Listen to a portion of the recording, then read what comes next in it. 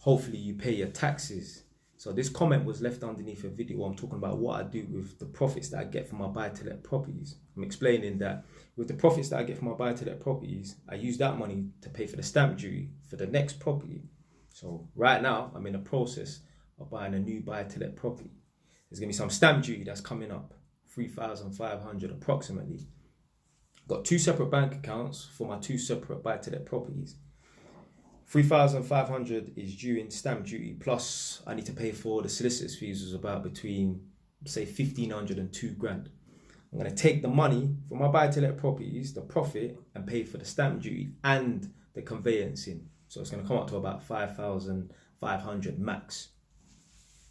So someone's left this comment, hopefully you pay your taxes underneath that video. Someone I know has screenshotted that comment and sent it to me saying, yeah, there's always some idiot that's got something to say in it.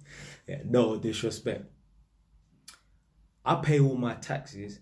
I declare all my income from my buy-to-let properties. Not because I'm some good Samaritan, law-abiding citizen. I don't give a fuck about that. Me, I'm a man, I bend rules, innit?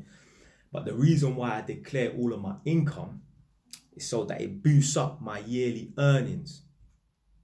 Instead of, let's say, I turn over 70 grand a year working as an electrical tester. Because I'm self-employed, I don't have to pay myself 70 grand. I can just pay myself 30 grand. You hear me say in my videos all the time, live below your means. So if you earn 70, live like you earn 40, yeah, for example. So let's say on paper, I turn over 70 grand as an electrical tester, yeah, self-employed. But I only pay myself. So 70 grand goes into my limited company, but I only pay myself 30 grand. So on paper, my yearly salary is 30 grand. When I declare all of my money from my buy-to-let properties and that, yeah, obviously I have to pay tax on it, but at the same time, it boosts my income from, let's say, 30 to 50 grand for the year. That's a good thing, because now when it comes to me buying a residential property, I have 50 grand now worth of income. So now I can borrow more money. With buy-to-let properties, all you need to do for the most part is just put down the 25% deposit. Let's say, for example, a property is 120. If you put down a fourth, which is a quarter, which is 25%, that's only 30 grand. Certain lenders don't mind you just putting down 30 grand and that's it. Certain lenders, they want you to put down the 30 grand and also have a minimum of 12,500 income. Some of them want you to have a minimum of 25,000 as an income. So some lenders are okay for you to just put down a 25% deposit and have no earnings. Some of them want you to be earning 12,500. Some of them want you to be earning 25,000 as a minimum. That's because it's a buy-to-let property. With the buy-to-lets, the reason why certain lenders don't care if you're earning any money at all, they just want you to put down the 25% deposit, which is 30 grand in my example, is because that property is going to pay for itself anyway. The reason why some of them want you to be earning a minimum of 12,500 or a minimum of 25,000 is more than likely because if you have void periods where the property is empty, they want you to have income so that you can pay some of that money towards the mortgage, or at least cover the cost of the mortgage and that. But really and truly, that mortgage is supposed to pay for itself. But with a residential property, if you're living in it yourself, you need to be able to afford that property.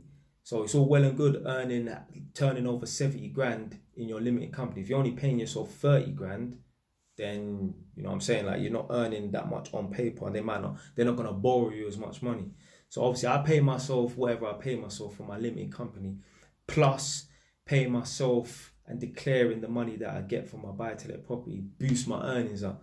There's certain people, they wouldn't want to declare certain money in that because now they're paying more money in tax and that. I don't give a shit about that. Obviously, I want to save money on tax and that. At the end of the day, I see myself becoming a millionaire real soon. So therefore, if you're a millionaire, you're not going to just be declaring that you only earn 50 grand a year. You're going to be on some big boy money and that. And this is the trap of people staying broke for a long time. Remember I told you, look, in one of my videos, I met a woman who, she's like 60 years old, 60 plus, and she thinks she's winning and being smart in life by just only earning under 20 grand a year so she doesn't have to pay back the student loan. No, that is dumb. Go and earn your 50 grand a year, which you're entitled to, your 60 grand a year, and pay back the student loan. Like, how dumb is that mentality? I'm only going to earn I'm gonna make sure I earn under 20 grand a year or whatever the threshold is, so I never have to pay back the student loan. When you could be earning triple that and paying back the student loan, but you're earning more money, you can live a better lifestyle and that.